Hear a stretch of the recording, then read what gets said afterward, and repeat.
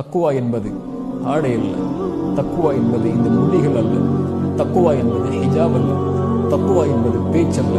ரசூலுல்லாஹி ஸல்லல்லாஹு அலைஹி வஸல்லம் சொன்னார்கள், அத்தக்குவா ஹாஹுனா, அத்தக்குவா ஹாஹுனா. தக்குவா என்பது இங்கே இருப்பது, இங்கே இருப்பது, அது செயலால் வெளிப்படும் உள்ளத்தில் இருந்து. சுப்ஹானல்லாஹ். ரசூலுல்லாஹி ஸல்லல்லாஹு அலைஹி வஸல்லம் அதனால்தான் அல்லாஹ்விடத்திலே பிரார்த்தனை செய்வார்கள், அல்லாஹும்ம ஆதி நஃப்ஸி தக்வாஹா, யா அல்லாஹ் என்னுடைய கல்விற்கு தக்குவாவை கொடு, வஸக்கிஹா அன்த கைரு மன் ஸக்காஹா, அதை தூய்மைப்படுத்து, அதை தூய்மைப்படுத்துவர்களில் நீதான் உண்மையிலானவன். ஃபஇன்னல்லாஹ யுஹிப்புல் முத்தகீன்.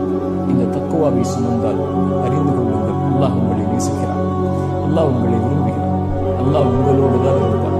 ஒருபோதும் அல்லாஹ் தக்குவா உடையவர்களை எந்த சூழலிலும் எந்த நிலையிலும் உலகத்திலும் மறுமையிலும் அல்லாஹ் கைவிடுவதில்லை. அஸ்ஸலாமு அலைக்கும்.